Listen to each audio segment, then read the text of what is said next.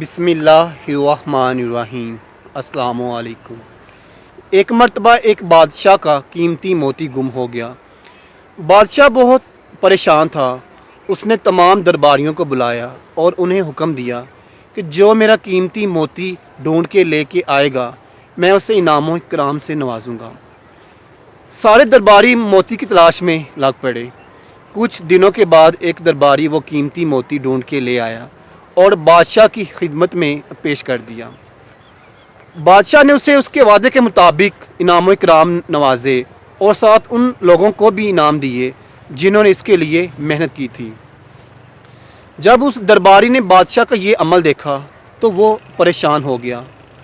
بادشاہ نے جب اس درباری کے چہرے کی طرف دیکھا تو اس نے اس کا چہرہ پڑھ لیا کہ یہ میرے فیصلے سے خوش نہیں ہے۔ اس نے کہا، بادشاہ سلامت، مجھے یہ سمجھ نہیں آئی کہ آپ نے کہا تھا کہ میں اسے انعام دوں گا جو یہ قیمتی موتی لے کے آئے گا، تو آپ نے ان لوگوں کو انعام کیوں دیے ہیں؟ بادشاہ نے کہا کہ تمہیں میں نے تمہارے وعدے کے مطابق انعام و اکرام دیے ہیں اور ان لوگوں کو میں نے اپنے خزانے میں سے دیا ہے، تمہارے خزانے میں کمی کر کے نہیں دیا، لہٰذا تمہارے اس خلوص کی مجھے کوئی ضرورت نہیں، تم میرے دربار سے نکل جاؤ۔ تو دوستو، آج ہمارا بھی کچھ ایسا ہی حال ہے۔